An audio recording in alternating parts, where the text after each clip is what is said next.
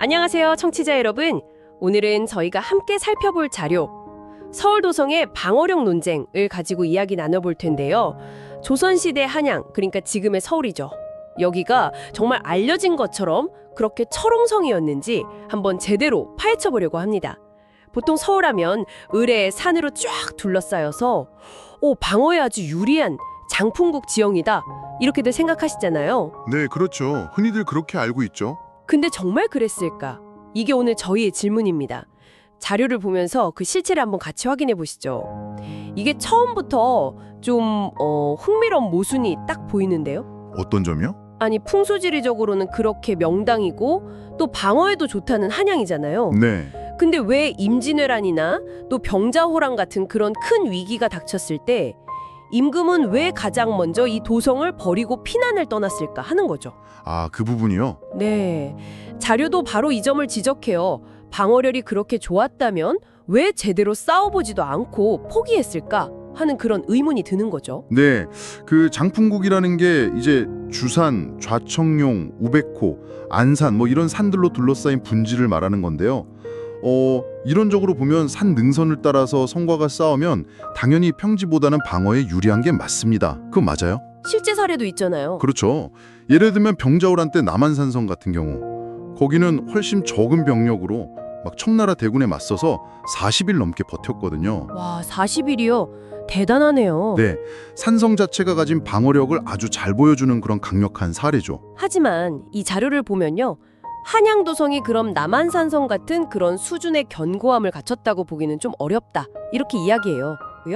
또 동쪽의 흥인지문 일대, 이쪽이라고 합니다. 아, 평지 구간? 네, 이 구간들 성벽 높이가 생각보다 많이 낮아서 한 7m 정도에 불과했고, 더 결정적인 건요, 성벽 바로 앞에 있어야 할 해자.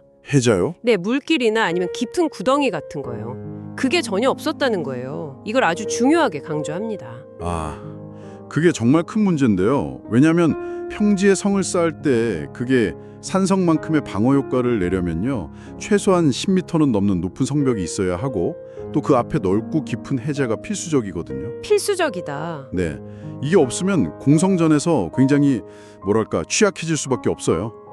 그런데 한양도성의 가장 중요한 방어선이라고 할 수 있는 일부 구간에 이런 정말 기본 중에 기본인 시설이 빠져 있었다는 거죠. 기본이 안 되어 있었다. 그렇죠.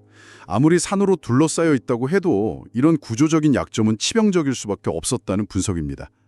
이게 바로 남한산성 같은 그런 견고함을 기대하기 어려웠던 핵심 이유라는 거죠. 그렇다면 말이죠, 이런 약점들을 다 알고 있었다면 당시 임금들이 한양 방어를 그렇게 서둘러 포기했던 결정이 단순히 무능하다거나 비겁해서가 아닐 수도 있겠다, 이런 해석이 나오는 거죠. 네, 그럴 수 있겠네요. 자료는 오히려 이런 현실적인 방어력의 한계를 딱 인지하고 더 큰 피해를 막기 위해서 내린 어쩌면 냉정한 판단이었을 가능성, 이걸 제시하는 거예요.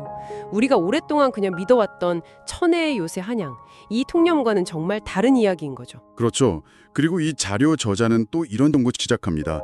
이렇게 명백한 역사적 사실이 있고 구조적인 한계가 분명한데도 왜 처녀의 요새라는 이미지가 이렇게까지 오랫동안 또 강력하게 유지가 되어 왔을까?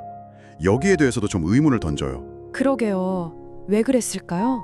그러니까 어떤 주장을 평가할 때는 그냥 막연하게 지리적으로 좋다, 잠재력이 있다, 이런 것보다는 실제 역사 속에서 어떻게 기능했는지 구체적인 증거들을 더 중요하게 봐야 한다, 이 점을 강조하는 셈입니다. 우리가 역사를 어떻게 바라보고 해석해야 하는 거에 대한 좀 근본적인 질문을 던지는 거죠. 그래서 정리를 좀 해보면 서울의 그 산악지형이 방어적인 잠재력을 제공한 건 맞아요. 그건 사실인데 실제 건설된 한양도성은 평지 구간의 낮은 성벽 그리고 해자가 없었다는 결정적인 구조적 약점을 안고 있었다는 겁니다. 잠재력과 현실의 차이네요. 네. 그리고 이게 임진왜란이나 병자호란 같은 역사적 사건들을 통해서 증명이 된 거죠. 우리가 가진 통념과는 다른 현실을 보여주는 아주 중요한 지점이라고 할 수 있습니다. 이 분석은 우리 청취자 여러분께도 한번 생각해 볼 거리를 던져주는 것 같습니다. 단순히 그냥 좋은 자리에 있다고 해서 저절로 안전이 보장되는 건 아니다, 이런 거죠. 맞아요. 성곽의 구체적인 설계라던가 해자 같은 그런 방어시설 하나하나가 실제 상황에서는 얼마나 결정적인 역할을 하는지, 그걸 보여주는 좋은 사례가 아닐까 싶습니다. 여기서 한 걸음 더 나아가 볼 수도 있을 것 같은데요. 어떤 걸까요? 그럼 이 한양도성의 방어력에 대한 이런 재평가가 당시 조선왕조의 전체적인 군사 전략이나 혹은 외부 침략에 대한 대응 방식을 이해하는 데 있어서 어떤 새로운 시각을 줄 수 있을까 하는 점입니다. 단순히 성이 약해서 도망갔다 이게 아니라 그렇죠. 그런 표면적인 이해를 넘어서서 그들의 선택 뒤에 숨겨진 좀 더 복잡한 현실이라던가 당시의 고민 같은 것들을 엿볼 수 있는 단서가 될 수도 있지 않을까. 한번 깊이 생각해 보실 만한 그런 질문인 것 같습니다. 네, 오늘 저희와 함께 이 한양 도성의 방어력에 대한 통념과 실체를 깊이 있게 들여다봐 주신 청취자 여러분 고맙습니다.